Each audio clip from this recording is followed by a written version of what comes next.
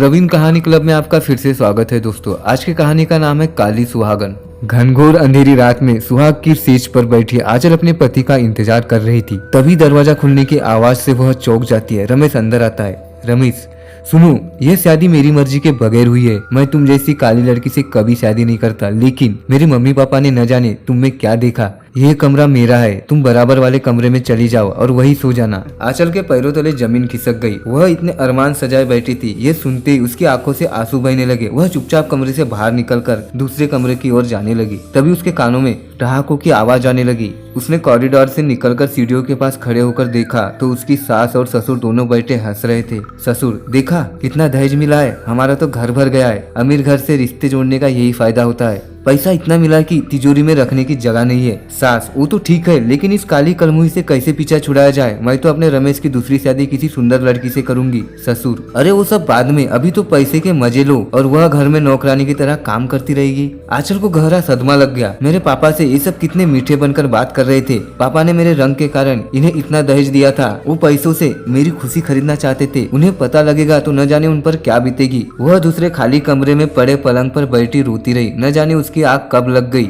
सुबह वह उठकर नीचे चली गई। सास, बहू तू अपने मायके फोन कर दे, वो तुझे पगफेर के लिए आज ही ले जाए। यहाँ हम तेरी मुंह दिखाई नहीं कर सकते, सब हमारा मजाक उड़ाएंगे। आंचल चुपचाप ऊपर आकर फोन करने लगती है। उसके पापा आकर उसे ले जाते हैं। घर जाकर वह किसी से बात नहीं करती, अपने कमरे में जाकर रोती रहती है।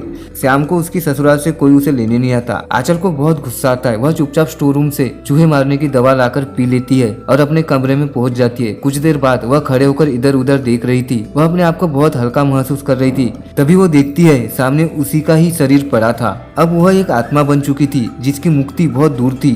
यह कष्ट तो जिंदा रहने से भी ज्यादा परेशान करने वाला था। वो सीधे अपने ससुराल पहुंच जाती है। वहाँ उसके सास ससुर रमेश को जेवर और रुपया दिखा रहे थे। रमेश, मुझे आप लोगों पर गुस्सा आ रहा था, लेकिन अब समझ में आया आपका ये प्लान था। तभी उन्हें कमरे में जोर से हवा चलने का एहसास होता है। कमरे की सारी खिड़कियां बंद थी। उसी समय सामने दीवार पर लगी घड़ी नीचे गिरकर टूट जाती है। कमरे की लाइट भी धीरे धीरे कम होती जा रही थी। पलंग पर पैसे और जेवर बिखरे पड़े थे। तभी रमेश के मोबाइल पर फोन आता है। उसे सुनकर रमेश के होश उड़ जाते हैं। रमेश, माँ, आंचल के पापा का फोन आया था, वो बुरी तरह रो रहे थे। आंचल ने जहर खाकर खुदकुशी कर ली। सास, चलो अच्छा हुआ, खुद ही पीछा छूट गया। चल अभी तो बाहर चलते हैं, कुछ दिन बाद मैं तेरी पसंद की लड़की से शादी करा दूंगी। तीनों दरवाजे की ओर चल देते हैं, लेकिन यह क्या दरवाजा अपने आप ही बंद हो जाता है। सास, कौन है? तभी कमरे में अंधेरा सा होने लगता है। कमरे की रोशनी अपने आप कम होने लगती है। ससुर, अरे खिड़की खोलकर किसी को आवाज दो, लगता है दरवाजा बाहर से बंद है। तीनों दरवाजे को धक्का देने लगते हैं। दूसरी ओर पलंग पर पड़े नोटों में आग लग जाती है। पूरा बिस्तर जलने लगता है। जेवर भी उसमें पिघलने लगते हैं। यह देखकर तीनों डर जाते हैं। तीनों एक दूसरे को पकड़कर खिड़की की ओर जाने लगते हैं, लेकिन यह क्या,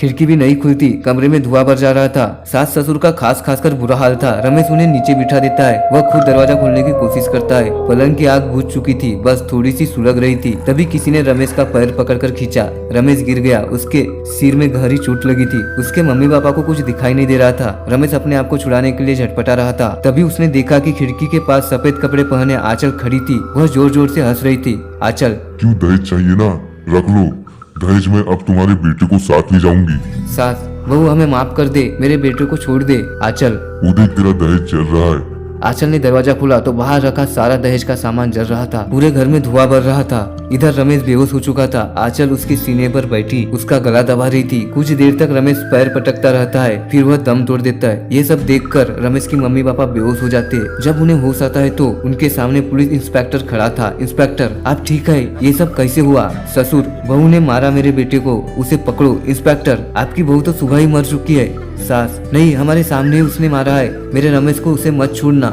रमेश के मम्मी पापा इंस्पेक्टर से गुहार लगा रहे थे। साहब, हमें बचा लो, नहीं तो वह हमें भी मार देगी। वह यही है, आप उस कमरे में देखो। इंस्पेक्टर पूरा घर देख लेता है, लेकिन कोई नहीं मिलता। रमेश की लाश को पोस्टमार्टम के लिए भेजकर वह चला जाता है। इधर आंचल का शव लकड़ियों पर रखा था। उसके पिता बिलक बिलक कर रो रहे थे। सभी रिश्तेदार जो कल तक शादी की खुशियां मना रहे थे, आज उदास खड़े थे। आंचल ये सब देख कर रो रही थी। पापा, काश मैं इन लालची लोगों की यहाँ उनका रिश्ता नहीं करता। कम से कम मेरी बेटी मेरे घर तो रहती। अब मैं किसे देखकर जिंदा रहूंगा। अंतिम संस्कार के बाद सब चले जाते। आंचल अब अपने अगले शिकार अपने सास ससुर को मारने के लिए चले जाती है। तो बस आज की कहानी में इतना ही। अगर वीडियो पसंद आया तो लाइक शेयर और कमेंट्स करके बता सकते हो और हमारे चैनल को जरूर सब्सक्राइब करें।